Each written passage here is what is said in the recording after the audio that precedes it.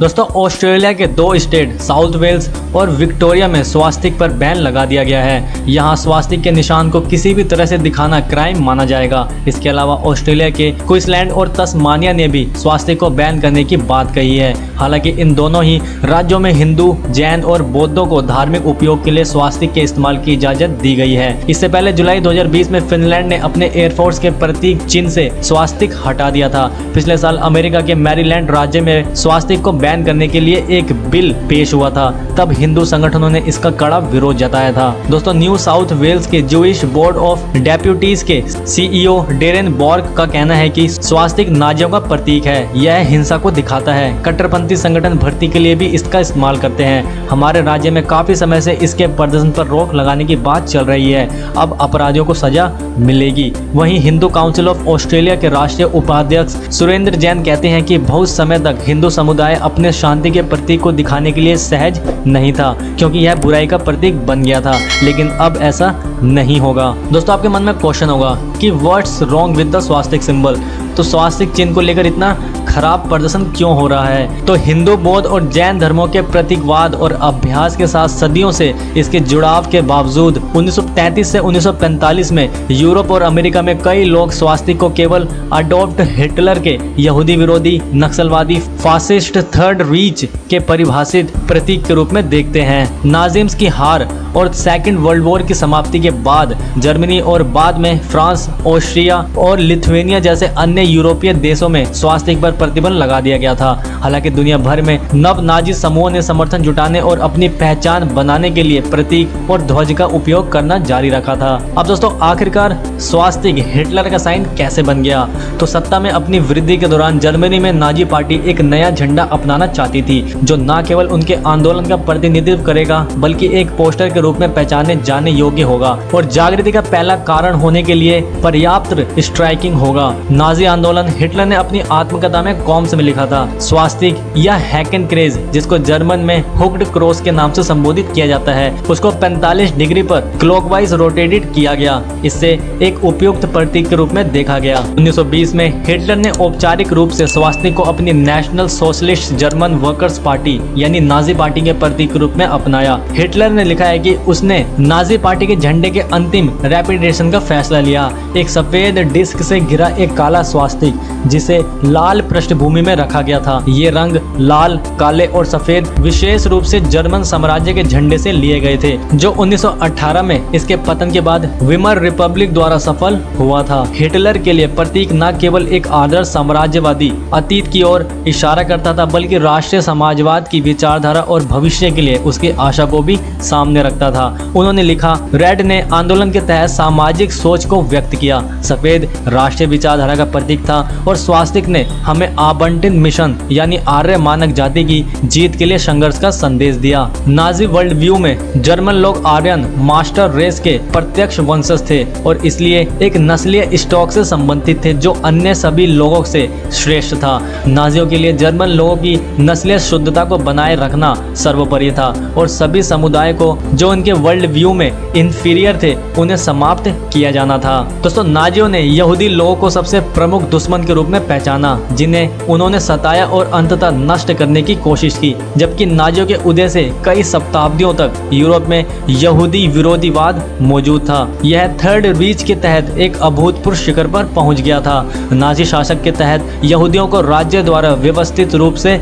लक्षित किया गया था। यहूदी व्यवसायों का बहिष्कार किया गया था, सभाओं पर हमला किया गया था, उन्हें सिविल सेवाओं और अन्य व्यवसायों में रोजगार से वंचित कर दिया गया था, उनके राजनीतिक अधिकारों को भी कम कर दिया गया था, उन्हें गैर यहूदियों से शादी करने की अनुमति नहीं थी और उन्हें नागरिकता और नागरिक अधिकारों से भी वंचित कर दिया गया था। दोस्तों होलोकॉस्ट 1941 से 1945 के दौरान नाजी जर्मन राज्य ने लगभग 6 मिलियन यूरोपीय यहूदियों की हत्या कर दी थी।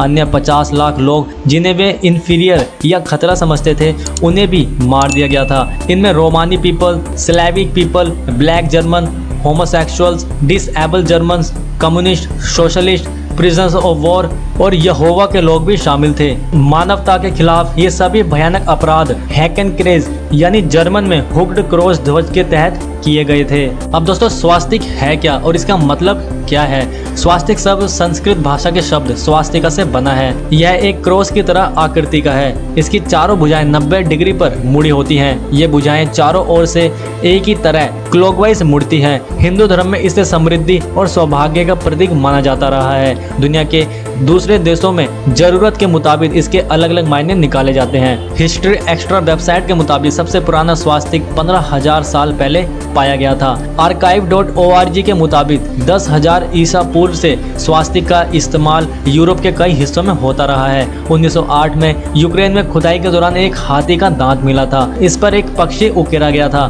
जो एक स्वास्तिक की तरह दिख रहा था। हालांकि यह किसी को नहीं पता लगा कि पहली बार इसे कैसे और किसने बनाया। दोस्तों अभी के इराक में मेसोपोटामिया सभ्यता के शुरुआत के सबूत मिलते हैं। यह सभ्यता 3200 से 600 ईसा पूर्व तक बताई जाती है, यानी आज से 2622 साल पहले की। इस समय स्वास्तिक प्राचीन मेसोपोटामिया के सिक्कों पर बनाए जाने वाला पसंदीदा प्रतीक था। इसके अलावा स्कैंडिनेविया के भगवान थोर के हथौड़े में भी इसका चिन्ह पाया जाता है और यह बाएं हाथ का स्वास्तिक होता है। दोस्तों स्टीफन हेलर ने अपनी book the Swastika symbol beyond redemption में लिखा है कि पश्चिम में इसकी खोज के बाद द सिंबल गेन पॉपुलैरिटी। इसे अक्सर एक डिजाइन रूपांकन के रूप में इस्तेमाल किया गया जो अच्छे भाग्य और कल्याण का प्रतीक था। 20वीं सदी की शुरुआत में अनगिनत व्यवसायों ने अपने उत्पादों पर स्वास्तिक का इस्तेमाल किया। कार्ल्सबर्ग ने अपनी बियर की बोतलों से लेकर तंबाकू और बिस्किट की ब्रांडों तक इस चिन्ह का इस्तेमाल किया गया।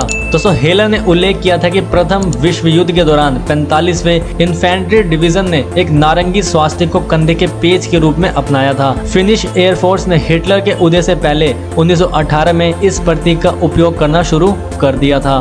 दोस्तों स्वास्तिक के नाजी विनियोग को कभी कभी जर्मन आर्कोलॉजिस्ट हेनरिक सेलिमान का पता लगाया जाता है, जिन्होंने 1871 में तुर्की में प्राचीन टोरे की साइट पर मिट्टी के बर्तनों के टुकड़ों पर स्वास्तिक जैसे प्रतीकों के 1800 से अधिक रूपों की खुदाई की थी। जर्मनी में मिट्टी के बर्तनों पर इसी तरह के डिजाइन पाए गए थे, जिसके कारण यह कंक्लूजन निकाला कि स्वास्तिक हमारे दूरस्थ पूर्वजों का महत्वपूर्ण धार्मिक प्रतीक था। सांस्कृतिक इतिहासकार मेल्कन क्वीन ने अपनी 1994 की पुस्तक the swastika constructing the symbol में लिखा था। दोस्तों क्वीन ने 19वीं शताब्दी के अंत में ये लिखा था कि यूरोप में विद्वानों ने यह तर्क देना शुरू कर दिया कि स्वास्तिक आर्य जाति का प्रतीक था जो शुद्ध बनी हुई थी और अन्य जातियां और भाषा समूहों के प्रभाव का विरोध करती थी। इस तरह के विचारों को नाजियों द्वारा अपनाया जाएगा जो प्राचीन प्रतीक पर अपनी फांसीवादी और नक्सलवादी छाप अंकित करेंगे। दोस्तों एक German orientalist and philologist Max Muller ने स्वास्तिक का वर्णन करते हुए 1880 में शैलीमान को लिखा था कि मुझे भारत के बाहर स्वास्तिक शब्द का उपयोग पसंद नहीं है। ये भारतीय मूल का शब्द है और इसका इतिहास और भारत में निश्चित अर्थ है। अब दोस्तों हम जानते हैं कि हिंदू, बौद्ध और जैन धर्म में स्वास्तिक का अर्थ क्या है। हिंदू में करीब 3500 साल पहले भारत में आर्यन के इतिहास के साथ ही स्वास्तिक की मौजूदगी के सबूत मिलते हैं। आज भी नई गाड़ी खरीदने के वक्त या फिर नए मकान में प्रवेश करने के समय एक प्रतीक चिन्ह का इस्तेमाल किया जाता है। इसे स्वास्तिक कहते हैं। सदियों से हिंदू धर्म में इसे तरक्की और शुभ माना जाता है और दोस्तों जैनों में इसे 7वें तीर्थकर का प्रतीक मानते हैं। जैन धर्म में यह भी माना जाता है कि इसकी चारों भुजाएं भक्त को अगले जन्म की याद दिलाती हैं। और दोस्तों बौद्ध धर्म में स्वास्तिक को बुद्ध के पैरों या पद चिन्ह के निशान का प्रतीक माना जाता है। किसी किताब के शुरू या आखिरी पन्ने पर इसे बनाया जाता है। आधुनिक तिब्बती लोग इसे कपड़े पर भी पहनते हैं। अब दोस्तों राइट विंग्स ग्रुप्स द्वारा स्वास्तिक का उपयोग को लेकर इतनी चिंतित क्यों हैं? तो स्वास्तिक पश्चिम में हिंसा और नक्सलवाद की नोशंस को इवोक करता है और हिटलर और नाजियों की विचारधारा दुनिया भर के कई देशों में फ्रिंज समूहों को प्रेरित करती है। जैसे कि सेकेंड वर्ल्ड वॉर की